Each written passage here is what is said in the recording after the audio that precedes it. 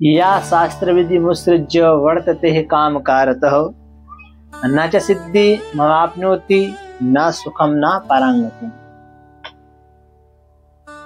एक बार राक्षस ब्रह्मा जी के पास गए और बोले, ब्रह्मन, आपने हमको उत्पन्न तो कर दिया, पैदा तो कर दिया, हम सब पूरा जगत ब्रह्मा जी की बनाई सृष्टि में आते हैं और ब्रह्मा ही सबके पिता हैं।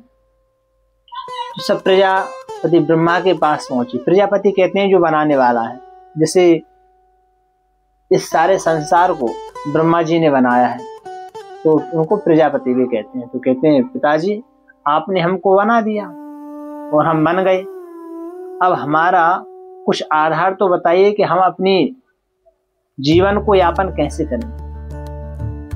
तब ब्रह्मा जी ने बताया कि जो वैदिक विधि को छोड़कर मनोमुखी ढंग से शुभ कर्म करता है उसका फल आप लोगों को मिलेगा। जो शास्त्र विधि से कर्म करता है उसका फल देवताओं को, सुर माने देवताओं को, और जो मनमुखी होकर विधि को छोड़कर अपने आचरण से अपने अनुकूल कराना चाहता है कि ऐसा नहीं ऐसा हो जाए, उसको कौन ग्रहण करता है?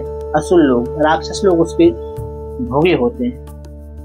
तो यहाँ स्पष्ट कहा है गीता में कि या शास्त्र विधि मुत्सृज्य वर्तते काम कारतः न च सिद्धि मवाप्नोति न सुखम न परांगति। जो वैदिक विधि को छोड़कर मनमुखी होकर कोई भी शुभ कर्म करता है उसको कहते हैं न सिद्धि, उसको कोई सिद्धि नहीं मिलती है।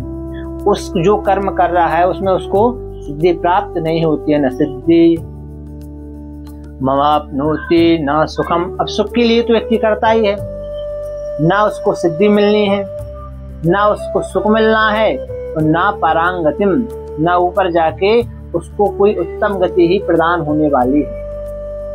ब्रह्मा जी ने कहा कि जो मनमुखी होकर वेद की विधि को छोड़कर मनमाने ढंग से शास्त्र को करता है, शुभ कर्म करता है, उसके भोगी राक्षस होंगे, वो राक्षसों के उसको फल प्राप्त होगा। और जो वैदिक विधि से किया जाएगा उसका फल देवताओं को प्राप्त होगा। या शास्त्र विधि मुत्सृज्य वर्तते काम कारतः न सिद्धि न मवाप्नोति न सुखम न परांगति। न सिद्धि मिलनी है, न सुख मिलना है, और न कोई उत्तम गति ही मिलनी है।